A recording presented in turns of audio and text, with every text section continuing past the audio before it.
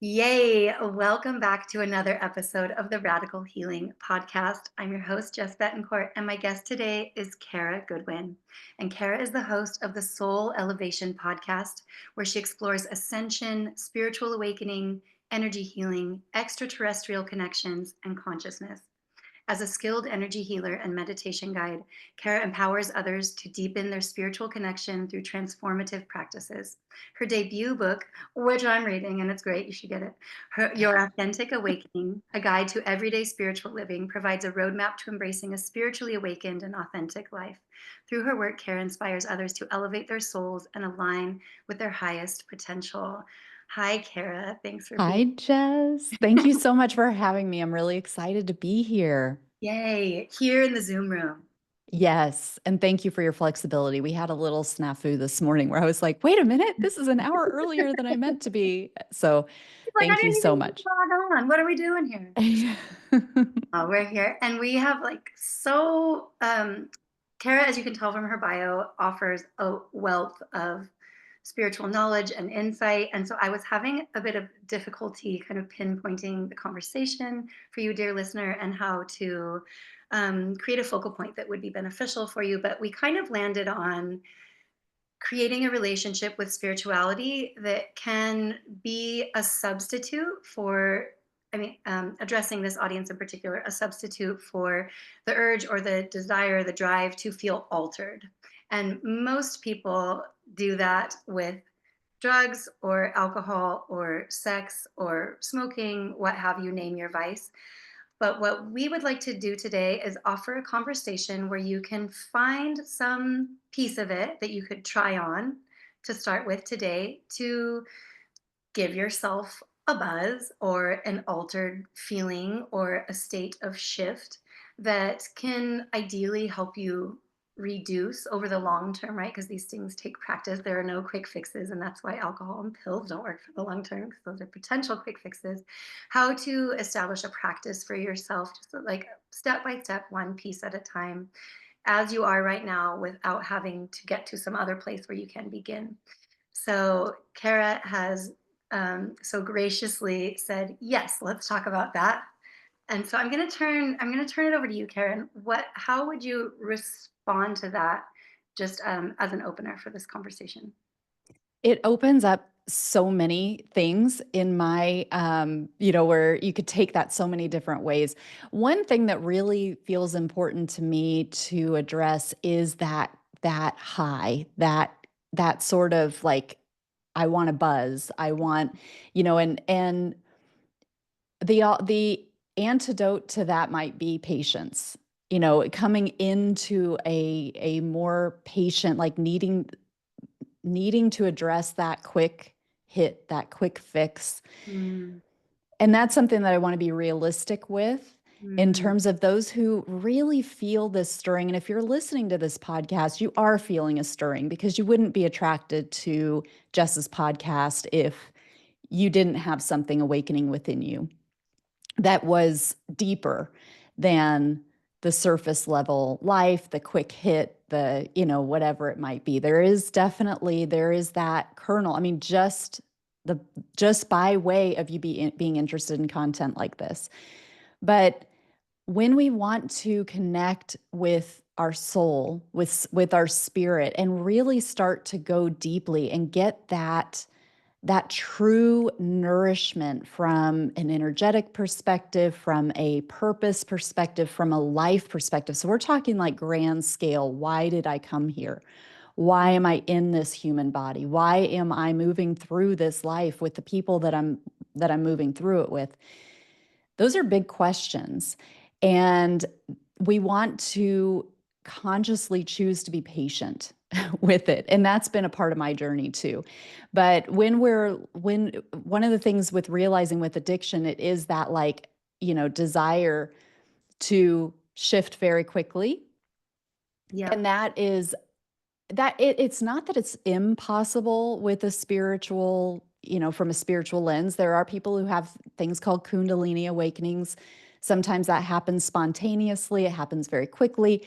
And it's like life is one way in one moment, and bam, suddenly they're in this altered state of consciousness and they're just one with all that is, and they don't, and it's disorienting.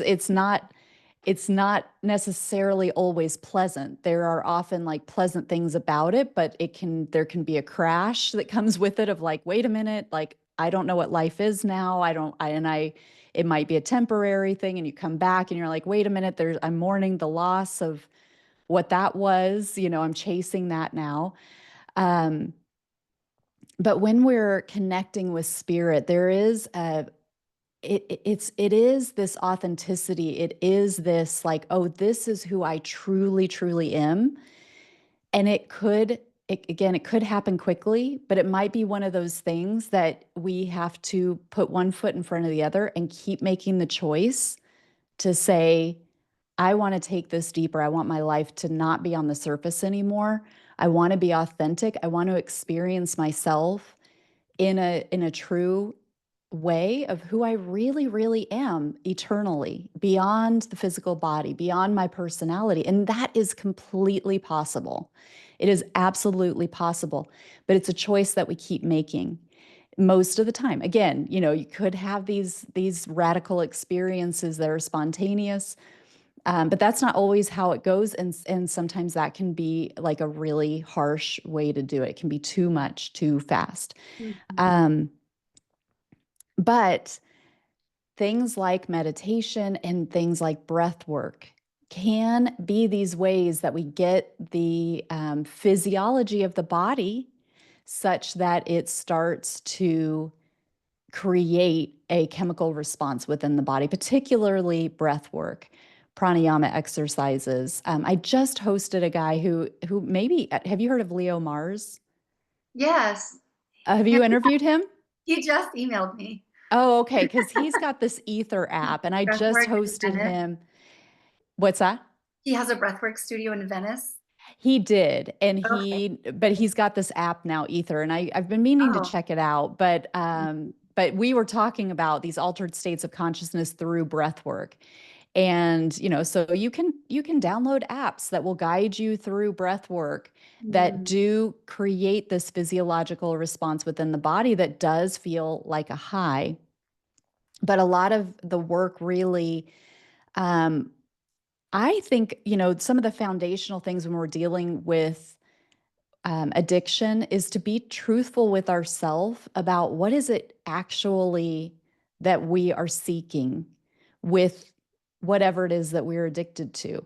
And yeah, there is that high or that change. There's like an endorphin, or a chemical response within the body, but really, to me, it's a sense of a malaise with life. It's a sense there's something deeper that's saying, I'm not aligned. I don't feel fulfilled. And there's something else that's outside of me that's going to give me this sense of fulfillment. So whether it's I'm going to ingest something and it's going to do something chemically to me that makes me feel different, that shifts something within me, but it's just kind of stirring. It's like if you took, lake water and you put it in a mason jar and it's all kind of stirred up, and then you let it settle, and it eventually all of that Mm. muck and all of the little particles start to settle, and it eventually becomes clear, and then you've got at the bottom of the glass the what had been dirtying the water. And it's kind of like, you use substances and you kind of stir up that glass again to be like, okay, well, this is different. Mhm. Okay, well, I feel different, and maybe there's some sense of it feels good, but it isn't it. You're just cycling through. You're just Mhm. kind of kicking up this mud. It's not actually fulfilling. It's not nourishing. It's not actually what we're desiring. It's just kind of mimicking, or it's doing something different to distract us from this disconnection that we feel. And in my opinion, the the biggest wound that we have as humans is that disconnection from spirit. It's especially in the West. We live in this culture, this society that completely disregards the role of spirit. Mhm. And it's such a critical component to who we are. So we're all walking around with this unacknowledged part of us that is a huge part of who we really are. And so it's hidden from people and it's not acknowledged and it's not nourished. So it withers. And then we end up with this sense of, why do I feel so empty? And what can I do about it? Can Yeah. I, let me take something, or let me, have sex with other people. Or with a lot of people, let me go shopping. And, it just, it feels different. Something within you gets stirred up, but you're still missing that critical component. And because our society has been structured in such a way that it just disregards that, and in fact, it in a lot of ways it says that's not even a real thing, so don't even look there. Yeah. um, then we never discover what it really is. And we just keep searching, we keep having these fruitless searches. And so I think we have to be real with ourselves about what is actually driving the sense of, where is the hole that I'm trying to fill? What truly is it? What is it really? And is it that there is this incompleteness that I feel that it's never going to be filled by somebody else. It's never going to be filled by me attracting another sexual partner and having that conquest, or getting their attention. It's that is fleeting. It won't last. And having the buzz goes away, and then it's got all these side effects to it. And it's, and it creates this craving within us as well, that is, a hunger that, again, we're chasing a dream Mhm. through it. So it's really through that authentic connection that, bringing more of our soul, awakening that within us. It's there even if we're not nurturing it, but it could be withered. It could be a very, very small part of who we are. But as the first step is even acknowledging that it's part of us, and then saying, okay, I want to awaken this part of me. I want to nourish this part of me. I want it to grow. I want to see what that feels like, to let that be the driver. Truly, that's where that sense of fulfillment comes from, because we then have this missing part to ourselves. It's never going to be from something outside of us that we feel complete. The true, authentic wholeness of us comes from us. And so, when you mentioned that we were kind of brainstorming, where do we want to take the conversation? And so there are these parts of us that, we talked about shadow work, and how for both of us that hasn't been something that we've been drawn to, but it's sort of just showing up on its own. Mhm. And speaking for myself, that's kind of how that's been, where it's like, okay, here are these parts of myself. I've never been drawn to what is called shadow work in the spiritual community. That's never really been an interest to me, but very organically, as I've gone through my own spiritual awakening and my own spiritual evolution, bringing more and more of the true eternal nature of who I am into my being, it's awakened these sleeping parts of me, these shadow parts of me, these dormant parts of me that were painful things that I've been through, or parts of myself that, I, am embarrassed about, or I feel ashamed of, or all of these bits of me that aren't like the parts that make me feel good. They're the parts that when they rise up, I'm like, oh, don't look at that. You're not going to feel good if you think about that. Or, you're going to, like, you want to feel good, right? Yeah, And it's this, avoid. right. And it's like, that's not going to make you feel good. So don't go there. Mhm. But there's this awakening understanding within me of like, oh, that's a part of me too. And I don't want to deny the parts of me that I've been denying. I want all of me. I want this wholeness. And so And that's hard. And there can be pain that goes with it. So you kind of do it as you're ready. And that's been my approach, is like, oh, this is showing up for me now. I forgot about this, or I haven't wanted to think about this. And now I'm dreaming about it, or somebody's reminding me of it. And when my inclination is like, don't look at that, then I notice it and I catch it. And I'm like, wait a minute, why don't I want to look at that? What is here for me to bring into myself back into wholeness? And so, Mhm. what does that have to do with what we were talking about initially? But it's this: we want to bring in the totality of who we are. Excuse me.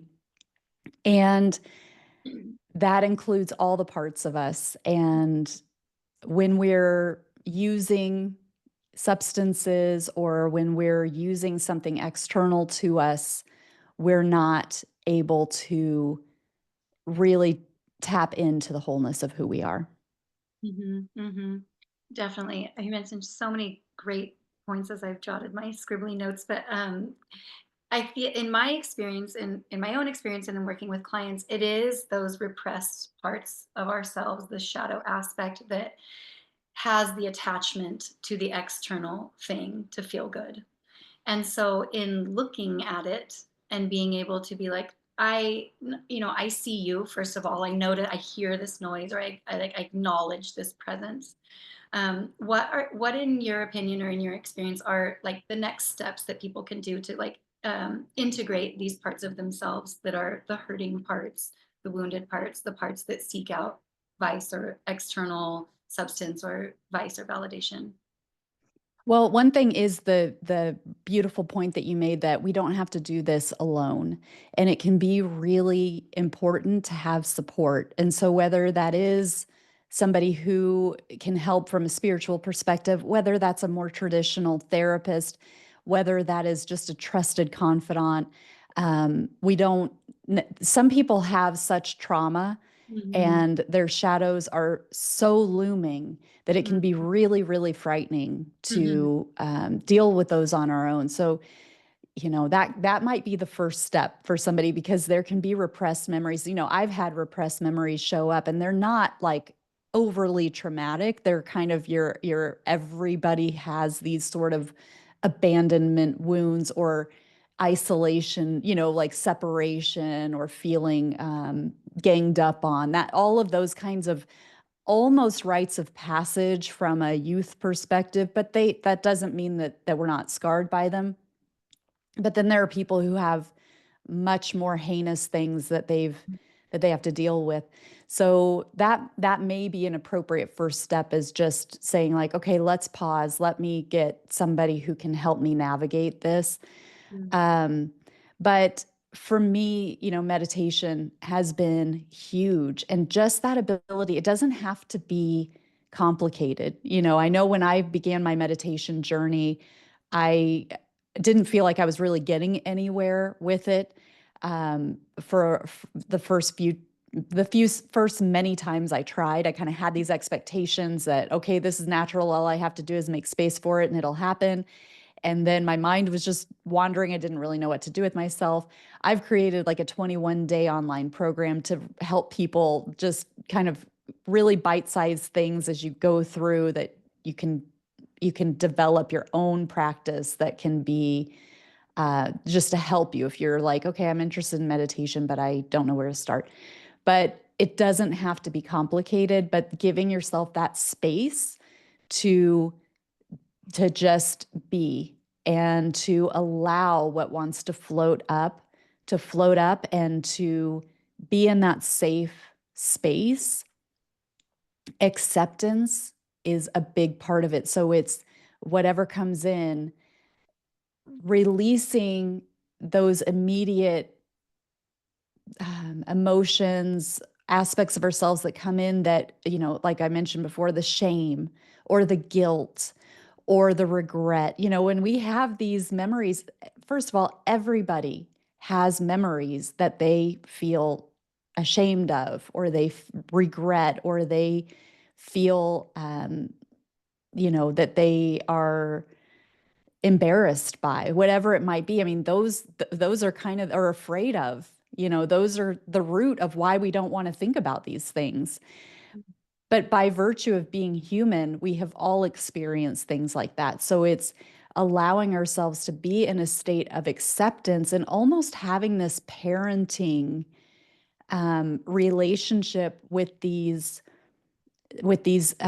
parts of us, a loving and compassionate and understanding parent who wants the best and understands where we were in that part of our life and how our life may have been configured to set up that response or whatever it was that happened. So to be able to just accept and to be in it, but just without allowing those lower energies of shame, guilt, fear, because we recognize that where we are in the present moment is safe. We are not in that time, but we're just holding space for that time. And then for me, something that's been really helpful has been recognizing how I have been informed by these shadows, how they have actually tried to protect me. Mm-hmm. So I, maybe I went through something and, I was victimized, for lack of a better word, that, I have this sort of victim part of me where something happened to me that I feel wasn't fair. And so it's how has that informed me? How has that actually worked in my favor, even if I haven't been thinking about it consciously? So, one thing that comes to mind is feeling left out or feeling like you've been targeted or feeling like you don't belong. A lot of us, again, like especially teenage years, preteen years, elementary school years, that is part of it for a lot of people. But it's then recognizing how we may have included people because we see subconsciously, we see like, oh, that person feels isolated or that person feels ganged up on or whatever, and reaching out to them to say like, oh, come and sit by me, or however it might have manifested. But there are likely ways that because we can feel, it's increased our empathy and it's actually helped us to progress in our own personal evolution in a certain way. We've been cheated on in a relationship and it's made us like hell-bent on not making somebody else feel that way. I know, like, one of my parents, for example, had alcoholism as a child in her family and Mm-hmm. had a lot of pain around that. And she was so um, adamant, whether it was subconscious or conscious or whatever, but as she became a parent, she was always very protective of her kids. And that was always first and foremost for her. That was her number one priority because the environment she grew up in, she didn't feel that she was a priority. Mm-hmm. So, it's like, how do these wounds then, how have they crafted us to be the person that we are today in a better way? Um, so releasing and also just releasing the attachment, but we can't, when we're denying it, when we're denying those shadow parts of us, or when we're denying these parts of us that are um, painful, we're like trapping it. It's Mm-hmm. energy. It's energy. It's part of us that we are denying. And so we're not getting that vital life force. We're not getting the fullness of the life force of the prana, the chi, this very real energy that flows through us. When we have these parts of us that we're not claiming, Mm-hmm. they're frozen and it creates these energetic blockages and densities, and then the energy can't flow through properly.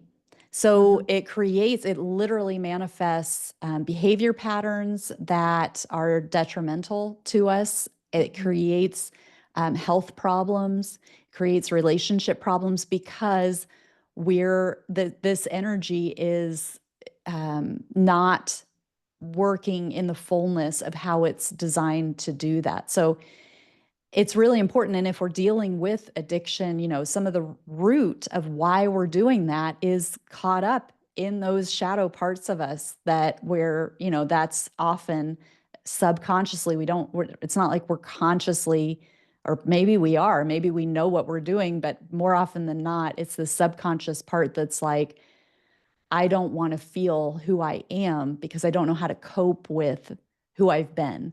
Mhm. And so Mhm. it's this ability to embrace the beauty of the wholeness of the whole messy life experience that we are. We're not here to be perfect. We're No. really not here to be Don't even. perfect. Mhm. We learn so much and we create who we are through those challenges and through the obstacles and through the heartbreak and the traumas. That really is a part of why we came. I know it sounds kind of weird, like, well, why would I come to experience this? But from a soul perspective, those are opportunities for us to grow and expand. And it's never too late for us to grow and expand from things that we've been through, even if it's been decades since Mhm. they've happened. Mhm. The opportunity can be now to say, okay, I forgive. I have compassion for myself or for whoever other parties involved with that, and I'm going to use that to grow spiritually and to become a higher version of myself. Mhm. Mhm. It's like what I'm hearing you say is like the soul wants the full expression. It's not the lightness and the goodness, it's the duality and the textures and like what can only really be experienced in a human body is what the soul is here to do Yes. in that full immersion. And that I don't know where I read this, but that it chooses sometimes adverse situations so that to live through so that it can ex- express and expand or live into an expansion that's not if there's no contrast, right? It's also just not that interesting. Like nobody watches a show, Yes. everything's great all the time and everyone's happy. That's like the most boring life ever. Yes. Yeah, Right. That's the all playing the field. dynamics. Exactly. Something I was hearing you saying resonates with the some of the work that I do, which is like noticing what is the positive intention of these parts of ourselves. Like the person who, was left out or felt singled out, but then might like intentionally withhold themselves but then they feel later in life that like this problem when they were a child that they weren't able to outgrow, it's preventing them from getting the work that they want or being in the relationship they want to have. And it's like that suppression of like not moving through the discomfort of allowing this stuff to float up as like I like how you said that because that is kind of how it works. I've noticed too. It's like when you don't stir the pot and you allow these things to come up and they can be acknowledged in a gentle, compassionate way, ideally if necessary with the help or support of a guide or a professional, you can see it differently. You can kind of like give yourself space from it as like not identifying with it so strongly, The but witness. yeah, to Yeah. witness because we are really when you talk in your book about shifting your consciousness, which I'm so deeply interested in as well. But when you can do that, when you can move back from like this small perspective of me and I and my worries and my troubles and kind of move back some layers from just being in that ego self. Well, you talk about this because you outlined it really well. In the first part of your book, you talk about the like the fractal nature of the human self being inside of the soul self, being a part of the higher self, and being a part of source. Yes. Yeah. So that in the beginning, just to set the foundation, I just put this kind of soul design, how I see it, and different lineages see it differently, but this is how it resonates with me. So it's like we have source, which could be called God, but it's the all that is. It's the intelligence behind everything that's running through everything. It's behind everything. It's within everything. And then God, source, um, fractalizes itself, kind of separates itself to have different experiences. It wants to experience itself. And because without contrast, then there's no experience. It is just that it is, which is beautiful too. But Mhm. source wanted to experience itself, let's say. So it it fractalized. So it's still source, but it's this fractalization of it. And so we can think of that just in very simple terms as it fractalized into all these higher selves from our perspective, higher selves. And then then there's a higher self, which is an aspect of source. It contains source, but it is its own expression of source. And then the higher self fractalizes and it creates all of these souls. And so we are an expression of a fractalization of the higher self, which means that there are other, and the soul, like the soul is embodied in a human body, but there are all of these other souls that are expressions of one higher self, which is an expression of one source, one God. Um, and so there are all these other kind of souls that then are expressions of a higher self. And they can be, so that can be like past lives of ours, future lives of ours. So we're like this one human expression of the higher self, but there could be past lives, future lives, off-planet lives, um, in between lives, like all these different expressions, and they're all part of the one. And so I equate it A to, question about this real quick. yes, yeah.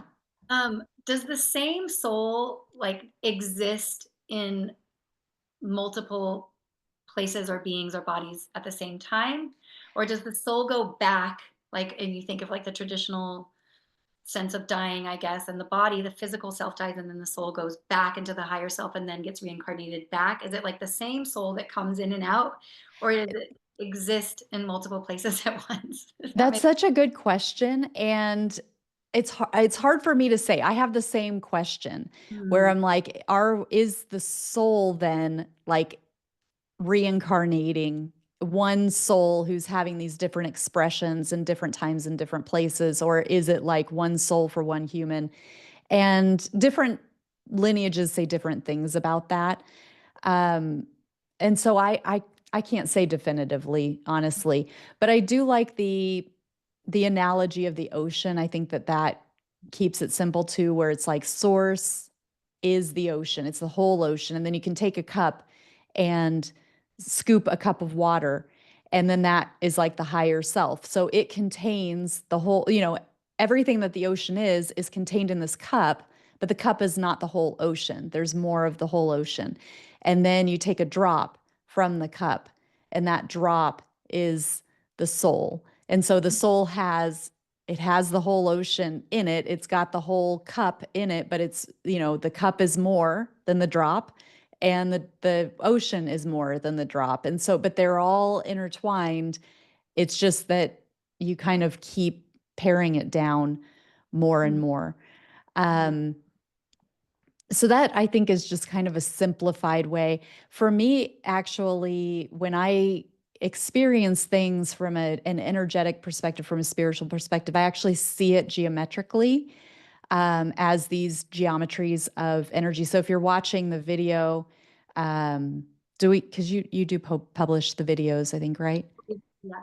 Yeah, so I have, a geometric pattern behind me in my background, and that is a sacred geometric. So there's a sacred geometry probably people have heard of, but um, so I kind of, and sacred geometry is frequency, it's energy. Even though we see it, it's still this energy. And when I see it in my mind's eye, it's this moving, dynamic, like kind of ever changing. It's never just static like what we see behind me.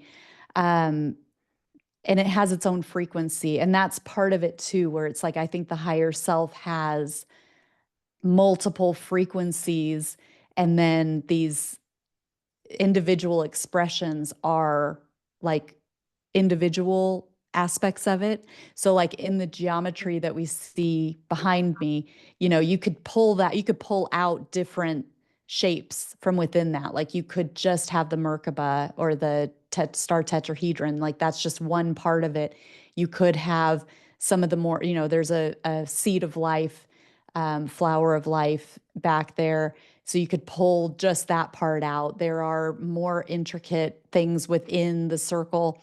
There are a lot of different expressions that are all combined to make that one geometry. So we could think of like that one geometry being like the higher self, but it's got all of these individual aspects to it that come together to make it who it is.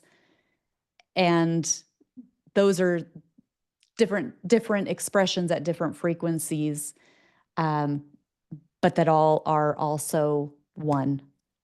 It's a good analogy, but it also it makes me want to ask Yeah. more questions that I think would Yeah. set a different way, like the twin flames conversation and all of that. But I what I would love to ask you is that can you incite these experiences for yourself? And if so, how have you done that? Like what has been the path to get to that place where you can be like, I'm conjuring this, or I choose to tap into this, or do you just have to allow for it to come to you, and sometimes they do and sometimes they don't?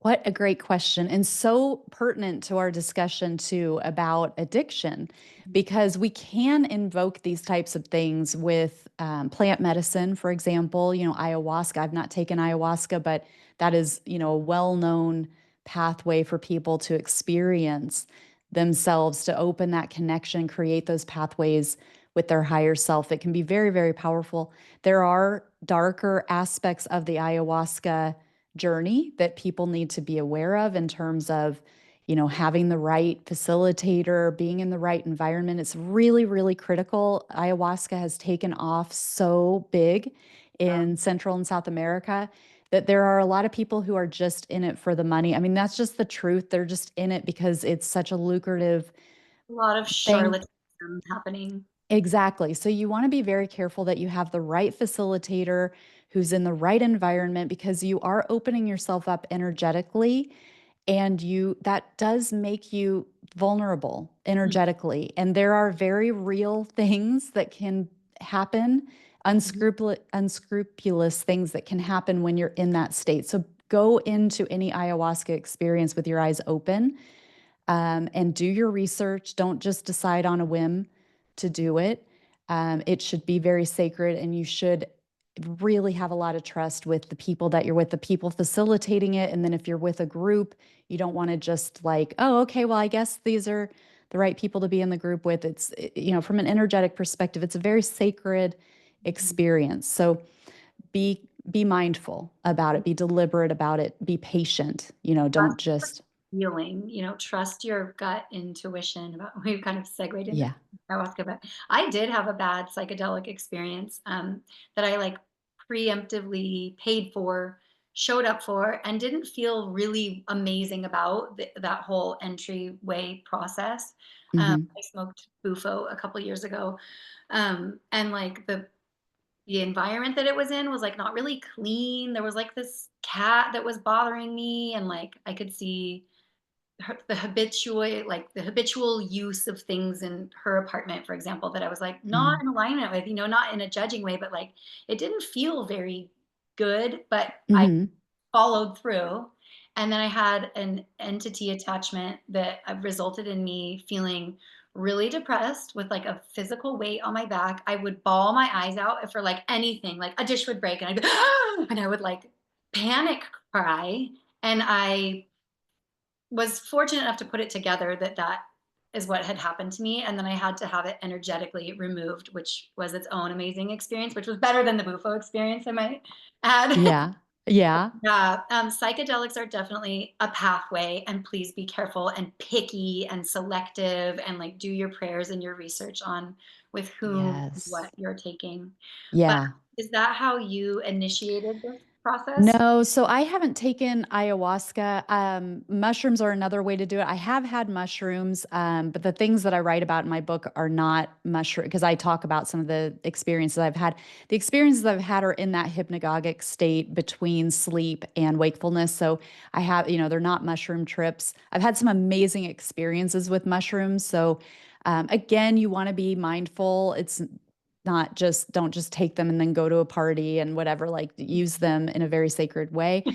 But something that has really helped me has been CBD. So where I live in Indiana, we don't, you can't just go to a dispensary that we don't have like THC legally available. And I don't have any contacts who that I know of that I haven't sought it out.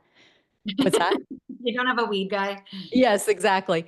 But I can get CBD. And so I had a lot of times when I've had those experiences, I've had a fraction of like a CBD gummy.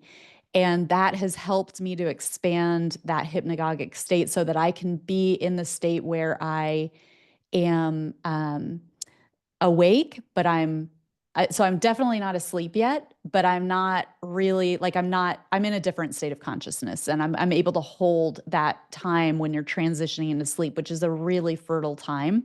Mm. Um, so I've been able to like hear guides. One of the interesting things that has happened a few times is like I'll just randomly hear a day and a date that is a few weeks out. So I would hear like Friday, May 25th, and I don't know off the top of my head if May 25th is going to be a Friday, but I was wrong. yeah, so I write it down and look the next morning, and it's each time it's been accurate, and it's not, and I'm like, oh my gosh, is there going to be some huge like catastrophe or some big, something that happens? And there is never an external thing, but there is often like an inner where I feel an inner shift, an inner expansion, like almost like an inner consciousness graduation, like I've opened up to another level. Um, but a lot of times that's where I will see the geometries.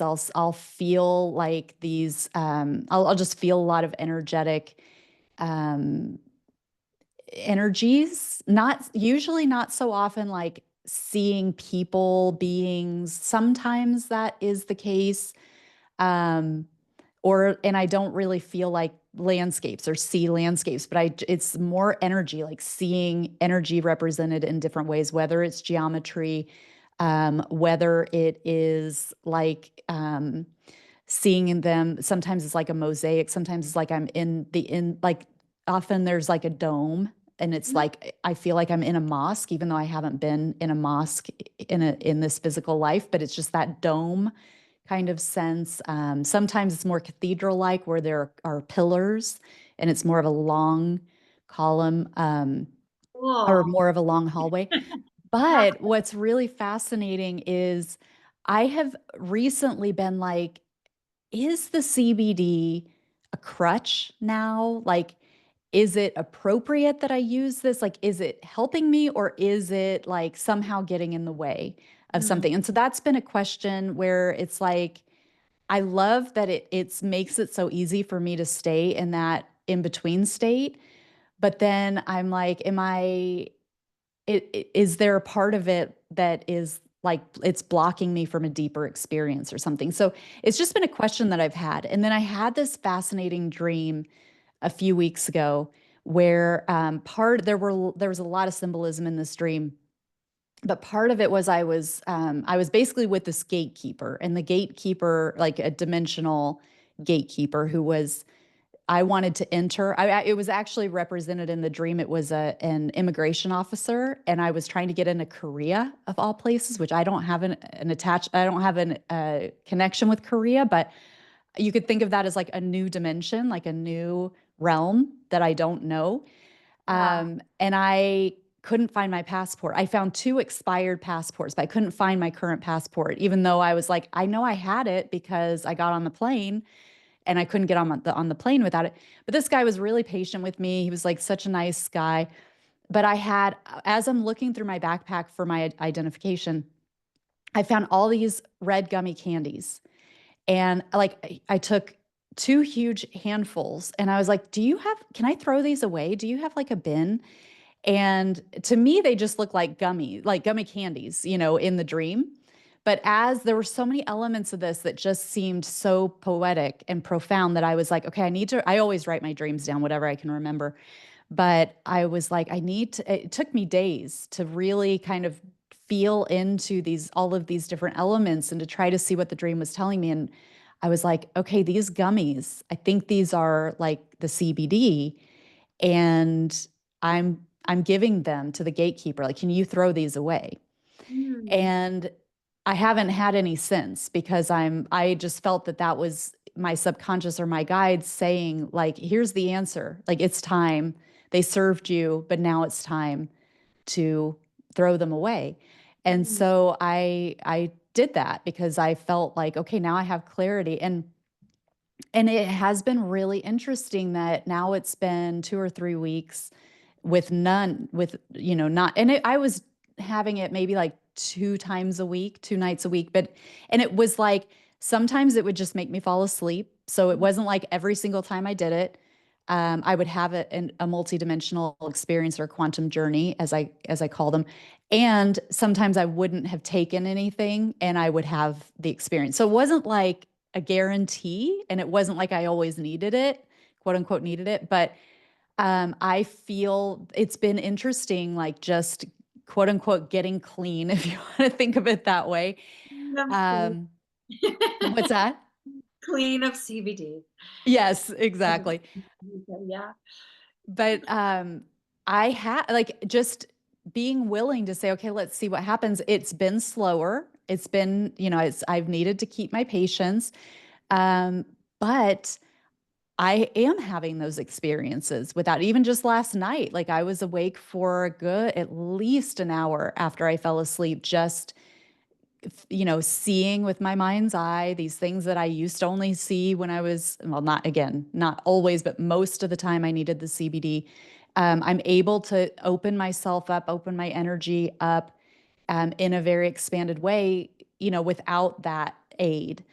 And How do you do that? Do you just set an intention when you're like transitioning from waking to sleeping? Do you just set an intention that you would like, or pose a question that you would like to contact your guides or your subconscious and then just trust what comes? Like, how do you set that up if someone wanted what to? a great question. So I always start by just invoking God's light, divine light, source light, whatever you're comfortable with. I know God is like a triggering word for some people. For me, there's an innocence. Like, I used to relate when I was little, I had no problem, like, oh, God, God, and I would no problem with it. And then it's just like, as I've gotten older, it's like, oh, people have traumas with God. It's used as like a A manipulation, white man's control. God or this God. Yes, and it's like, you kind of learn the human, like, oh, God's actually wants to punish you and all of these things. And it's like, that's not what I felt as a child. So it's really for me going back to the innocence and like this being that is so loving and so on my side and wants me to be, whatever it is that I desire, wants that for me and wants that connection with me.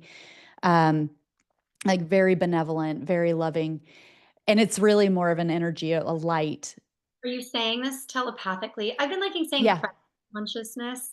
Yeah, that works too. I've also reclaimed the word God from my religious upbringing, but I resonate with Yeah. what you're saying. So you Yeah. like set out a telepathic intention, or are you saying this audibly? Usually it's telepathic. If I'm like completely alone, and comfortable, I might say it out loud because that helps keep my thoughts from drifting. So it is really helpful and it can be more powerful to really say it out loud. But yeah, invoke, and I will just say, like, I invoke God's light, I invoke Christ's light, whatever it resonates with you. I ask for that light to fill me and overflow and add in, and I ask for to be surrounded by my guides. I like to call them my divine team. You don't need to know who that is. There might be people who have this barrier of like, well, I don't know. Do I have angels? Do I have ancestors? Do I have star beings? Do I have ascended masters? Like, who are my guides? I have no idea. Doesn't matter. You have them. You Mhm. have benevolent beings who are on the other side, who are imperceptible to your human eyes, and they are there to help you. And the more that you reach out to them, the more they can help you, because we do live in this free will zone where, so they can't impose themselves on you. So if you're like, well, I don't have any proof that I've had any help, or I very rarely have proof, if you're not reaching out, they're going to be much quieter. But if you're saying, I ask you to walk through this meditation with me, or this sleep time with me, or help me to expand in and um, into the fullness of who I am, or whatever you really desire. Help me to extend the time before I fall asleep so that I can perceive more. Um, it may start with dreams. It may start by like it's harder to hold that. It's taken me years of deliberate practice of holding that space and being able to navigate it, be able to recognize it and feel into it. And it's like I've carved these pathways over time of like, okay, I know this space more and I can hold it more. And sometimes I literally just like last night, I held that space for a while and I could feel that there was new energy coming in and new kind of access points. Um, and then eventually I got tired and I was like, okay, I'm ready to sleep. Like I am ready to fall asleep, and it's that choice. And sometimes I just slip into sleep, and it's not like I cut it off, but there are plenty of times where I'm like, okay, I'm tired and I need to have some sleep for the night. But it's this, so Still a it human. is, what's that? Still a human. Must. Yes, that's right.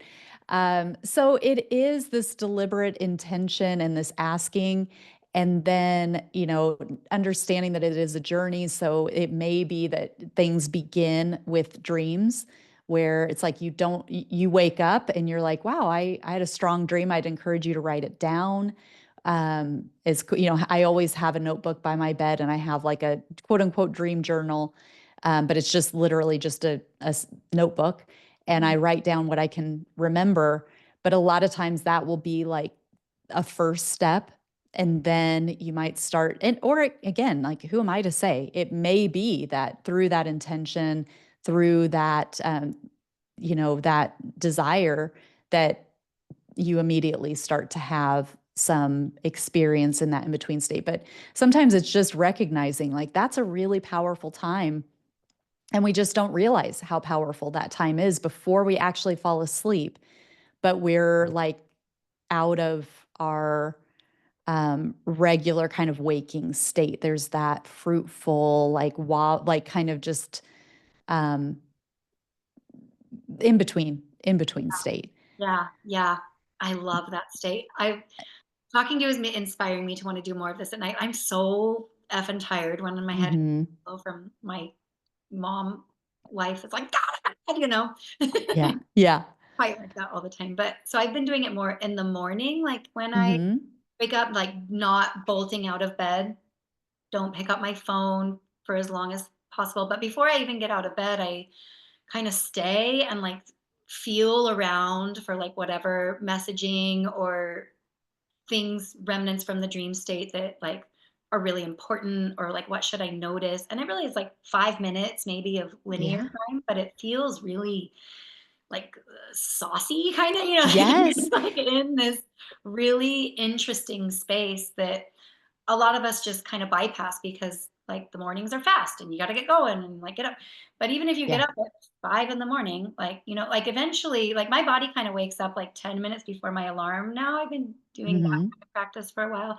And it's like what you're saying, like your mind becomes trained then to attune to this kind of different frequency. Like your body knows what time it is. Your body will wake you up, but your mind can kind of travel or expand more outside of these like traditional routines of the body, so to speak, or like the dailiness. You can find these little moments, and the two most profound ones I think are, if you're not going to do it, a special kind of trip or journey experience, which don't Hmm. often have time for, but I definitely recommend them, are the morning, like the waking to dreaming, and then the dreaming to waking, just Yes. bookends. Yes. So, like the nighttime, like what I've been talking about, that hypnagogic state is that, going from waking consciousness into the sleep. But what you're talking about is an equally fruitful time, which is called the hypnopompic state. And it's just the reverse. It's we're breaking through sleep into wakefulness, but there are all kinds of intuitive insights that we can get where our dream time is blurring with the physical environment. So, like birds chirping, for example, outside, like it's physically happening in our waking realm, but it's also kind of part of our inner realm, and it's like blurring with memories of a dream, or it might be blurring with the dream itself, and we might be able to kind of like be lucid dreaming a little bit, where it's like we're kind of remembering or going back into a dream that we just had, but we also have part of our waking mind in it. So we're like a part of us, we're engaging in the dream in a different way. All of these are very fruitful. And the other thing about it is, if you wake up in the middle of the night, so there are a lot of people who just spontaneously wake up, and that can feel really frustrating, because we've been trained to think like we need all of these hours of solid sleep, and if we don't have that, we're going to, pay for it in the day. I think that a lot of that is false, and we just have fallen into it, like we believed it.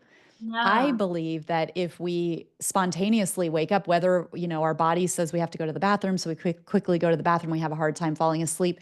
I try to see those as gifts, because Mm. that does get us in. Like, we might not be in a deep sleep, and we may still be like aware of our surroundings, but that if we can relax, and if we can just be in that state of neutrality of like, okay, I don't have, if my body's not falling asleep, then it doesn't need to fall asleep. Like, let my body drive it. I Mm. must not be super exhausted, and I'm going to trust that. I'm going to trust that my body would fall asleep if it really really needed to fall asleep. So maybe this is a time for me to connect to my spirit. Maybe this is a time for me to talk to my guides, talk to God, and ask for, let me feel your light. Do you have a message for me? And let ourselves be in that suspended, relaxed state where it's like, maybe inspiration will come. Maybe we'll feel like we hear messages or sense messages, or maybe it's just a time for us to actively strengthen that connection. To be like, I might not have an actual like result that I could pinpoint and say, well, I asked for this and then this happened. It may just be a time to practice and to say, I don't get a lot of time to like feel my connection to my soul or my guides or whatever it is, and now I'm being given this opportunity. So let me just ask, I want this to be a stronger connection. I want to feel your presence, like hear me. And maybe, maybe now, or maybe today when I wake up, maybe as I go through my day, you can send me a sign and you can remind me of this, and you can, we can strengthen this, and you can help me to be able to see your hand in my day, or whatever it might be. But that can be a precious time that's just for you and your soul and your team. And it can be this like beautiful gift to strengthen that connection if we can just trust that our physical body is getting what it needs, and release ourselves of that pressure of like, I only have 3 more hours until my Yeah. alarm goes off, and telling ourselves this story of what that's going to mean for the rest of the day. Get rid of that, and get some intentionality and change our perspective. I really love that perspective and that reframe around what most of us think about being awakened. They're like, oh, I must have a weak bladder. Like, I'm so busy in my mind. It's like, or Yeah. this is an invitation for you to Yeah. actually have some quiet time because you have a really busy life and you don't get, like, I always wake up at 3:30 almost every night. Mhm. And sometimes I feel like I have to pee or something, and sometimes I don't, or like my son kicks me in the head or something. But it's like, why is it always that time? And I'm gonna practice this. I really love this. This like feeds into what we were saying earlier. Because this, if you're dear listener, if this sounds fun and exciting to you, please take whatever you liked about this conversation and like practice a little piece of it. So whether that was, looking at the shadow self and integrating parts of yourself, or playing with dream work, or playing with these pause times, or you can explore Kara's website for ways to do meditation. Like, don't take on everything at once. I always encourage people to just do subtle shifts and like make a shift that sticks first, and then you expand from there, because then otherwise no habits stick.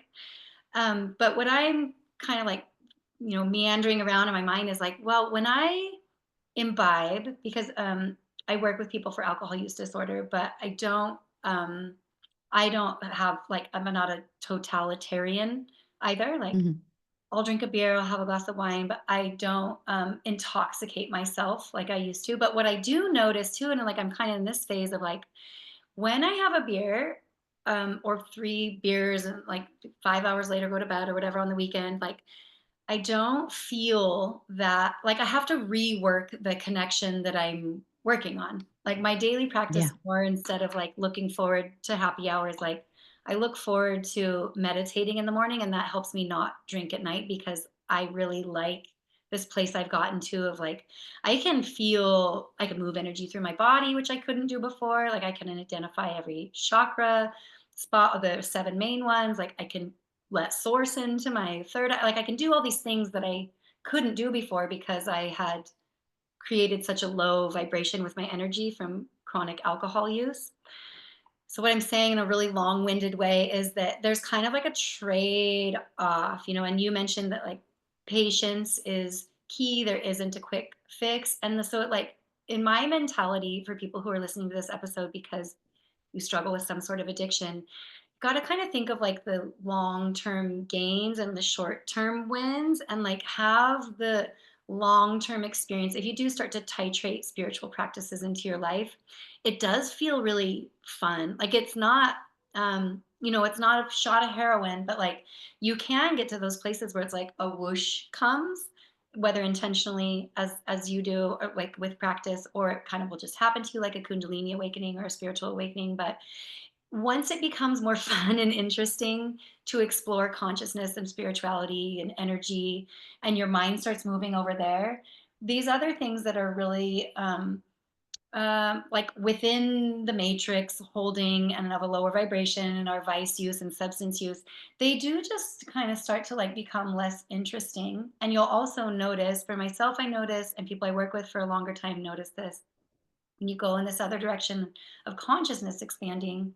I'm kind of just repeating what I said earlier, but then you smoke weed or like whatever it is that you're doing that like it just does not feel, it's not, sometimes it's in the manner that you use it, right? Like you can use tobacco ceremoniously, or you can chain smoke 40 cigarettes hoping that there's like something to be gained in the bottom of the second carton, like the intention. It shifts your intention, it shifts how you use these things, and all of this starts to become like less interesting, less sacred, less special, and this becomes more interesting and more fun. And I think I'm trying to answer the question I started out with, but it's like what you're offering this conversation today is super valuable, that people can take pieces of it, the expertise that you have after years of doing it, right? It's not a short term thing, it is a long term thing. But when you let it be fun and interesting, it's like you start to identify as being somebody who just does that more naturally instead of somebody who wakes up with a hangover and it's like, oh, fuck, I would meditate today, but I can't because I feel so nauseous and whatever. Like it starts to become this like, I really like how I felt when I went to bed sober and got up and meditate. And it starts to become this like different kind of, that's like what busts up this like it's not normalcy, but like the commonality of using, and in your case, like using CBD or whatever one might use, you begin to notice like, oh, I can just do these things naturally. Like I have the Yes. ability to connect with this source or feeling. Verbiage is not really that important, of like that feels really good. Like, and it wants Right. me too, like you can feel Yeah. when you make that connection or you initiate that conversation, like it's right there. Like you don't really have to Yeah. go far. I love everything that you said, and it rings so true. And it's this playfulness that Yeah. the universe has this intelligence. Like there is cosmic divine intelligence running through everything. And the Mhm. more we get into this alignment and we allow that divinity to run through us, and every single person is worthy of this by birthright. It is not something that you've gone too far in one direction and you can't open yourself up to this. Very likely it's already happening. The universe is already aligning in such a way that it's there, but you're not seeing it. And Mhm. so you just need to make some steps to come into alignment so that it's more visible and it comes into your awareness more. Um, But like Mhm. you say, it's so fun. I mean, one of the things, synchronicities of things just showing up, people just showing up at the right time in the most unusual ways, like different things getting reinforced, one person telling you something that blows your mind, and then you turn a podcast on and they're saying the same really specific thing. And then you click on some article and it's about one thing, but then it halfway through the article, they are reinforcing this like profound thing that you've just heard from the other two sources, that there, and it is fun. Like that is fun. And it's like, whoa, there is something happening here. And it Yeah. is happening.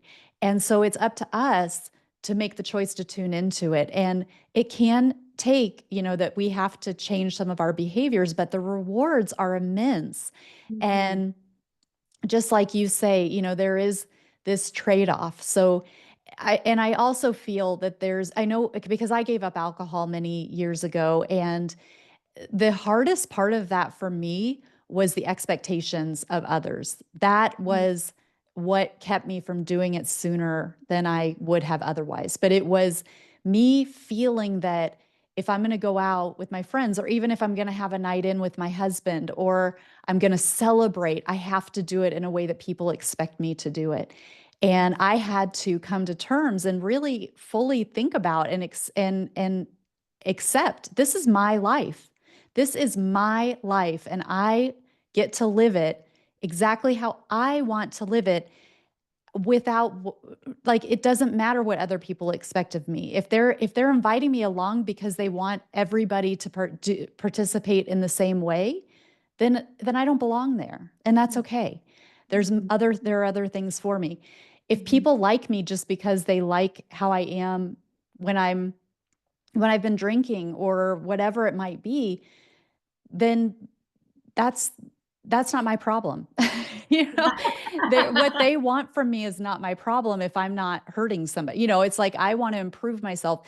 And the whole reason that I ever gave up alcohol was not because I was worried about addiction or because any sort of stigma or anything. It was exactly what you talked about in terms of being able to feel energy and to use energy and to wield energy. So I'm an energy healer. And when and in order to do that the most effectively, I need to be able to perceive my energy and I need to be able to direct my energy. And alcohol use, even if I hadn't drunk the day before, it sticks with you. It informs your energy pattern and it informs your perception. And so I wanted to be as clear of a vessel as I could in order to be able to experience perceiving energy and be able to utilize it. And I understood alcohol got in the way of that. So for me, it was like no judgment. And it wasn't even like, to get a handle on anything, but it was literally like, this is just getting in the way of how I want to experience and perceive life and energy.